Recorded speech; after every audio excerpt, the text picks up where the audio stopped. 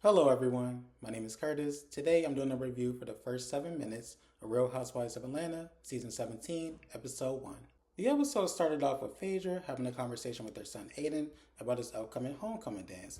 So she asks him what are the qualifications for the girl that you're going to take to the homecoming dance. He says that she has to look good. Phaedra was like, I know that you want her to look good, but are you not concerned about, if she's smart or not? He was like, I do not care about that. I just want to make sure that she looks good. And then he says, I want you to also be with somebody who looks good and also somebody who's rich like Drake. And I was like, wait a minute, hold on for a second. I thought that Phaedra was in a relationship with that guy who was at the reunion with her last season. Remember, there was a guy who accompanied her to the reunion, and also I believe he was sprinkled into last season.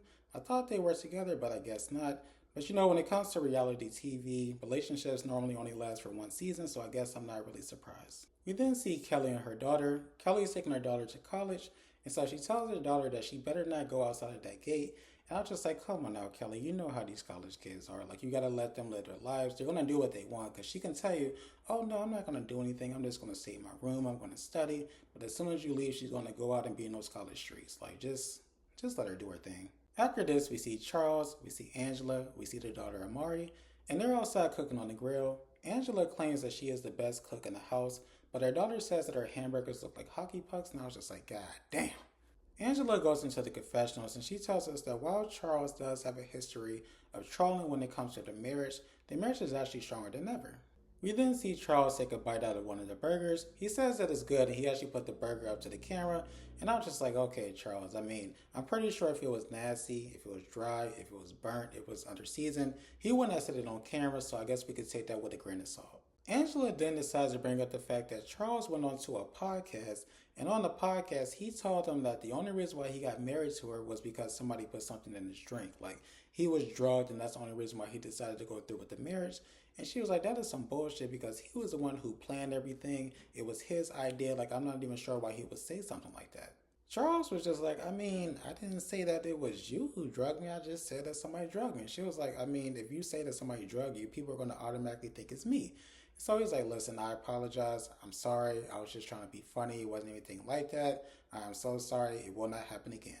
Angela gets back into the confessionals and she says that when it comes to this season, she is not going to address any rumors about Charles. Because remember, last season there were a couple of rumors and she did address them. She says that this year she's not going to address anything.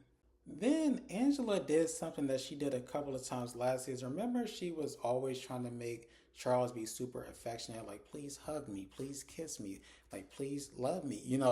She was making it like, come on, like, this is the scene, like, we got to make this our moment, like, we got to hug each other, we got to kiss, we got to let people know that, you love me.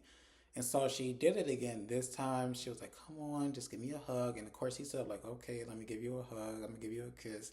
But even he said, this is awkward. This is weird because it's not natural. Like, we love each other. We like each other. We want to hug each other, want to kiss each other. But we need to do it when it's just natural. Like, us just being performative and doing it on the camera. It's just weird. And I get where he's coming from.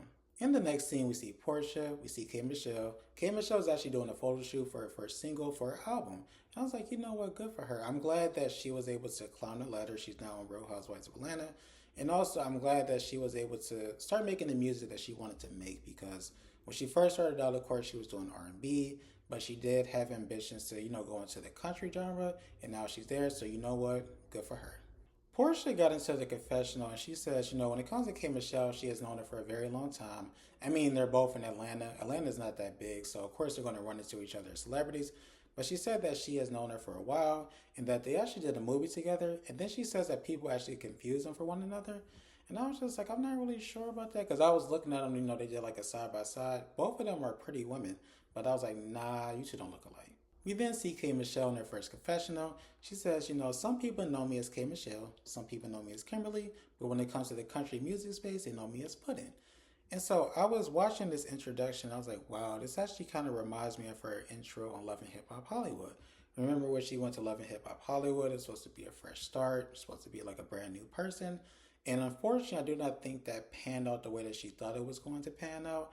She did get into a couple of arguments. A drink was thrown on her. So I don't think it really ended the way that she really wanted it to. And so I do hope that she has a better experience on this show.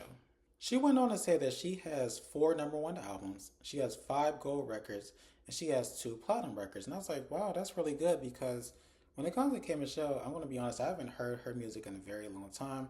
When her first album came out, I remember she was on the radio, but then I remember that she kind of got into it with some of the people on the radio and they basically blackballed her. If you all remember, she was pretty much blackballed. And then going back to Love and Hip Hop Hollywood, when she got into an argument with the guy, I do not remember his name. Even he said, you're blacklisted from the radio, nobody wants to work with you. And so I'm not really sure when all of this success happened. I'm glad that it did happen, but I just know there was a period of time in which nobody was fucking with her when it came to the radio. Portia and K Michelle starts talking about the country music space and the fact that we as black people created it and now we're essentially coming back and reclaiming it. K Michelle then says, when it comes to the labels, they basically told her it was R&B or nothing. She tried to do country music for a while, but they kept kind of pushing it off. But now she's in a space where she can do whatever she wants when it comes to music, and she has decided that she wants to do country music. And then she also brings up the fact that when it comes to Beyonce, she actually sent her some flowers and that she actually invited her to her show. So I was like, you know what? She must be doing good in the country music space. As the two of them are talking, Portia decides to bring up the fact that her divorce is finalized. And I was just like, thank God, because I'm telling you, I do not want to hear anything else about Simon. I don't want to hear anything else about Fallon. I don't want to hear anything else about the pool boy. I don't care if Portia stole the man or she did not steal the man. I don't care about any of that. I do not want to hear about that ever again. Portia then invites K Michelle to a dinner that she's having.